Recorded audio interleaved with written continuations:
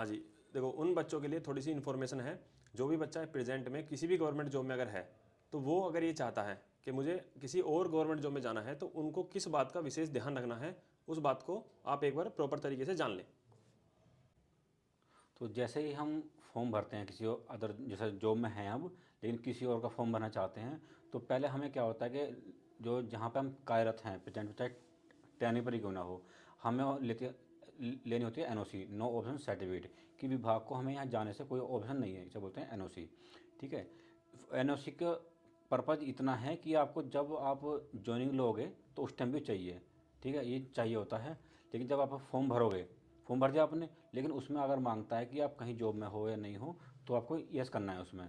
उसके बाद आपने सारे काम करे, अपना जो भी तुम्हारा फिजिकल जो भी है उसे करने के बाद जैसे ही आपका कंप्लीट हुआ सारा प्रोसेस, जब आप ज्वाइनिंग लेने जाओगे तब भी उसके एनओसी लेगी। और रिजाइन में ये सबसे महत्वपूर्ण होता है कि आपके पास एनओसी है या नहीं।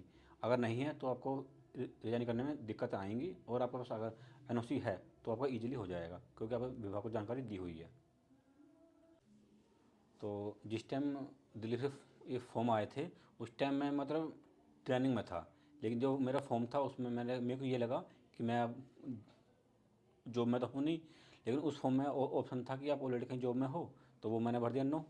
ठीक है, उसका इम्पैक्ट ये पड़ा कि जो ही मेरी ये सबसे बड़ी गलती ये रही कि मैंने सब नो भर दिया। क्योंकि जो दिल्ली पुलिस से जो वो आती है वेरिफिकेशन, उसमें उन्होंने जो खोज भी नहीं करी, उसमें ये पाया गया कि आप तो यू पुलिस में हो।